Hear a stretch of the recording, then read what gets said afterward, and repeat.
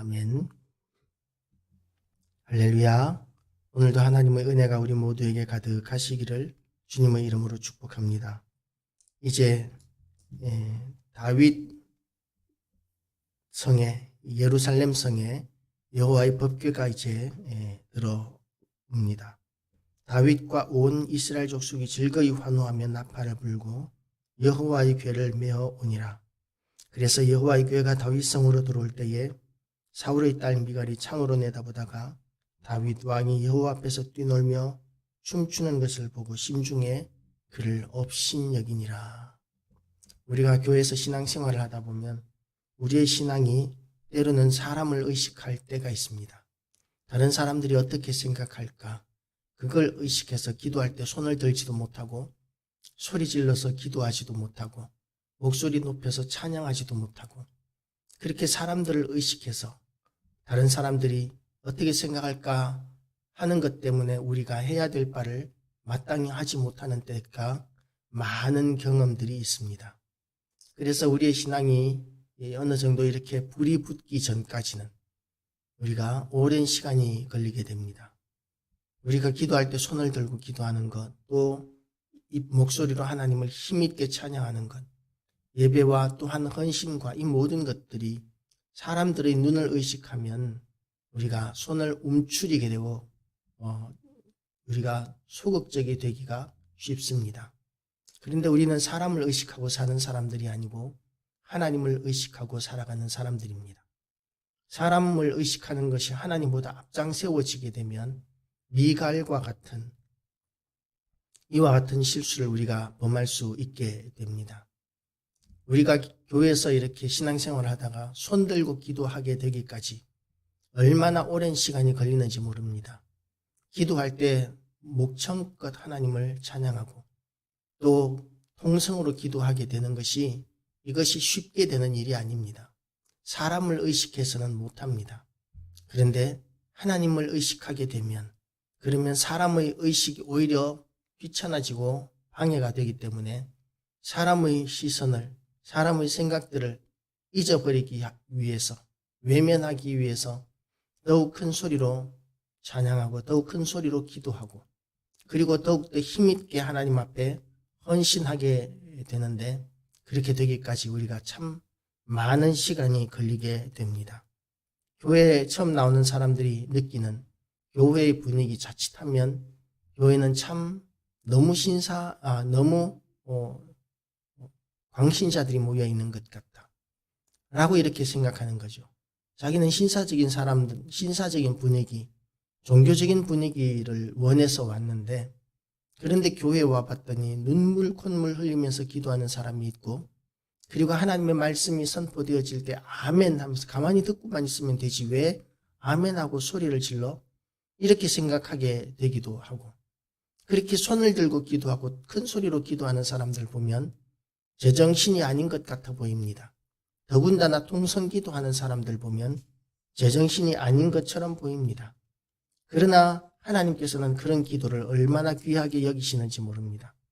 다른 사람을 의식하지 않고 세상을 의식하지 않고 온전히 하나님만 바라보면서 기도하고 찬양하는 그것이 진정한 하나님 앞에 드리는 예배이기 때문에 하나님께서는 그런 기도와 예배를 얼마나 귀하게 여기시는지 모릅니다.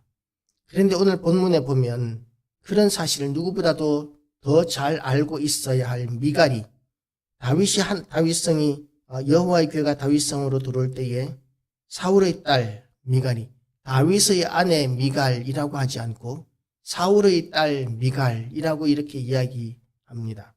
왜 그렇겠습니까? 다윗과 하나가 되지 못하고 있다는 것을 의미하는 것이죠. 사울의 딸 미갈이 창으로 내다보다가 다윗 왕이 여호와 앞에서 뛰놀며 춤추는 것을 보고 심중에 그를 업신여기니라. 우리가 처음 교회 나왔을 때 하게 되는 그런 흔한 실수일 수도 있는 것이죠.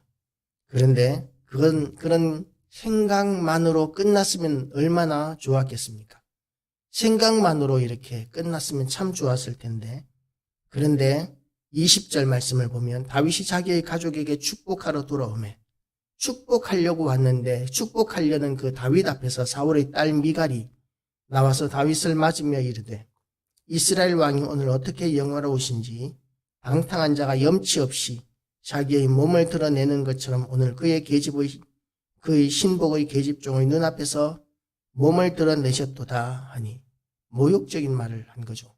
감히 왕 앞에서 왕을 비꼬고 그리고 방탕하다, 염치 없다, 이렇게까지 왕을 모욕하고 동서고금을 막론하고 왕에게 이와 같이 불손하게 이야기하고 살아남은 경우는 거의 없습니다. 그런데 감히 왕 앞에서 미갈은 다윗의 아내 미갈이 아니고 사울의 딸 미갈은 다윗은 언제나 아버지의 신하 정도로 여겼는지도 모르겠습니다. 그리고 다윗이 이렇게 광야 생활을 할 때 다른 사람에게 시집을 갔었는데 그런데 시집 갔던 것을 강제로 왕이 되면서 데리고 온 것에 대해서 어쩌면 마음에 감정이 있었을지도 모르겠습니다.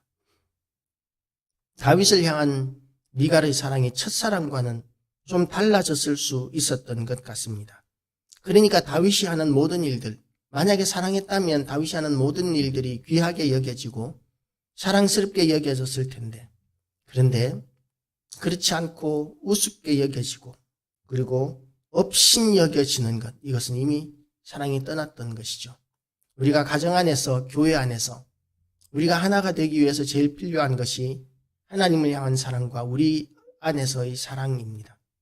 우리끼리의 사랑이 무너지게 되고 하나님을 향한 사랑이 무너지게 되면 교회는 아무것도 아닌 것이 됩니다.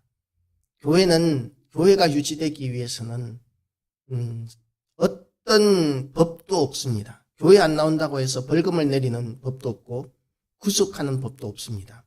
교회는 자발적으로 나와야 하는데 자발적으로 나오는 데 있어서 가장 중요한 요건이 사랑입니다. 하나님을 향한 사랑, 성도들을 향한 사랑. 그 사랑이 없으면 우리는 교회에 뿌리를 내릴 수 없습니다. 그래서 부평초처럼 떠다니게 되죠.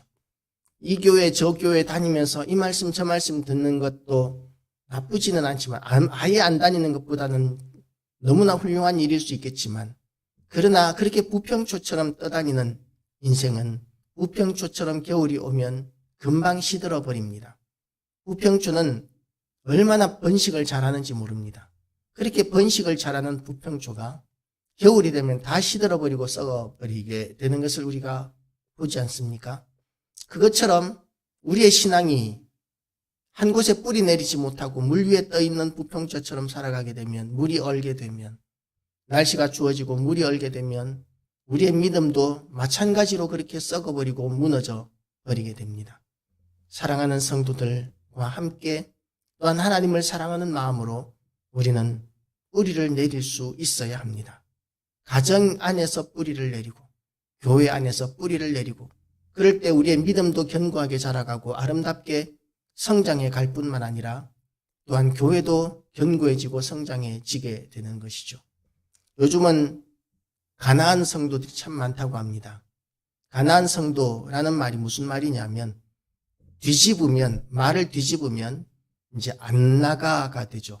가나안, 안나가. 교회, 하나님을 믿기는 하는데 교회는 안 나오는, 예배는 안 나오는 성도들을 좋은 말로 가나안 성도라고 이렇게 이야기하기도 합니다. 그런 가나안 성도가 교회 안에 이 세상 가운데 얼마나 많이 있는지 모릅니다. 교회에 나와서 함께 사랑의 교제를 나누고 서로 돌아보아 사랑과 선행을 격려하고 그렇게 힘있게 북돋아주고 붙들어주는 그런 교회와 성도가 없는데 우리가 혼자서 신앙생활을 잘 유지하는 것은 불가능합니다. 그래서 어거스틴은 옛날에 정말 위대한 교부였는데 그 어거스틴이 하는 말이 있습니다. 누구든지 교회를 어머니로 하지 않는 사람은 하나님을 아버지라 부를 수 없다 라고 이렇게까지 이야기했습니다. 그러니까 교회 다니지 않는 신앙은, 그것은 제대로 된 신앙이 아니라는 것이죠. 그것은 신앙도 아니라는 것이 그 믿음의 거장이었던 어거스틴이 주신 말씀이었습니다. 그래서 우리는 교회를 귀히 여길 줄 알아야 합니다. 교회를 귀히 여길 줄 알고 우리의 신앙을 뿌리를 내리기 위해서는 하나님을 향한 사랑, 성도들을 향한 사랑이 있어야 하는데 지금 미갈은 그런 사랑, 다윗 가족을 향한 사랑, 그리고 나라를 향한 사랑, 하나님을 향한 사랑이 너무나 무너져 있었기 때문에 다윗이 하나님을 찬양하고 높이는 모든 행동들이 어리석은 것으로만, 부끄러운 것으로만, 업신 여길 것으로만 그렇게 여기고 있는 것이죠. 그래서 다윗 앞에서 감히 왕 앞에서 왕을 멸시하는 말을 지금 하고 있는 것입니다. 왕이 오늘 어떻게 영화로우신지 방탕한 자가, 방탕하다 그랬죠. 염치 없다고 그랬죠. 자기 몸을 드러내었다고 그러죠. 이렇게 왕을 업신여기는 이런 결과가 어떻게 되느냐 하면 다윗이 미갈에게 이르되 이는 여호와 앞에서 한 것이니라. 우리는 여호와 앞에서 살아야 될 사람들임을 믿으시기 바랍니다. 다윗을 하나님께서 기뻐하시는 이유가 뭐냐면 여호와 앞에서 사는 사람이었기 때문입니다. 그가 내 아버지와 그의 온 집을 버리시고 나를 택하사 나를 여호와의 백성 이스라엘의 주권자로 삼으셨으니 내가 여호와 앞에서 뛰놀리라. 우리가 여호와 앞에서 뛰놀게 되시기를 축복합니다. 내가 이보다 더 낮아져서 스스로 천하게 보일지라도 내가 말한 바 계집종에게는 내가 높임을 받으리라 한지라. 사람들 앞에서는 하나님께서 우리를 높여주시면 됩니다. 하나님께서 우리를 높이시는 만큼만 만족하면 됩니다. 그러면 하나님께서는 우리를 얼마나 귀하게 여기시는지 모릅니다. 그런데 이 미갈과 같이 하나님을 전혀 의식하지 않고 사람들만 의식할 때에 그때 하나님께서는 그것을 믿음도 아니다 라고 여기는 것이죠. 왜냐하면 사랑이 없기 때문에. 그리고 이 다윗은 또 훌륭한 미덕이 있는데 여호와의 궤를 메고 들어가서 다윗이 그것을 위하여 친 장막 가운데 그 준비한 자리에 그것을 두매 다윗이 번제와 화목제를 여호와 앞에 드리니라. 하나님 앞에 제사를 드리고 예배가 형식적인 것이 아닙니다. 우리가 때로는 예배가 형식적인 것처럼 느껴질 때도 있지만 그러나 예배는 너무나 귀한 일입니다. 그래서 예배를 우리가 귀하게 여기고 예배 참석하고 예배를 드리기에 힘써야 합니다. 힘쓰지 않는 예배는 우리가 하나님 앞에 상달되기가 어렵습니다. 예배를 일주일 동안 사모하고 말씀을 사모하는 마음으로 예배에 참석할 때 선포되어지는 그 말씀이 귀한 말씀이 되고 우리에게 은혜가 됩니다. 그리고 다윗이 훌륭한 이유가 뭐냐 하면 다윗이 번제와 화목제 드리기를 마치고 만군의 여호와의 이름으로 백성에게 축복하고 이 왕으로서 온 백성들에게 축복하는 것은 대단히 좋은 일입니다. 그리고 모든 백성 곧 온 이스라엘 무리에게 남녀를 막론하고 떡 한 개와 고기 한 조각과 건포도 떡 한 덩이씩 나누어 주매 모든 백성이 각기 집으로 돌아가니라. 지금 이 나누어 준 것들을 보면 이렇게 하나님의 법궤를 예루살렘으로 이렇게 옮겨와서 하나님 앞에 번제와 화목제까지 드리고 그리고 나서 나누어 주는 선물치고는 너무나 약수하다, 초라하다라고 이렇게 생각할 수 있습니다.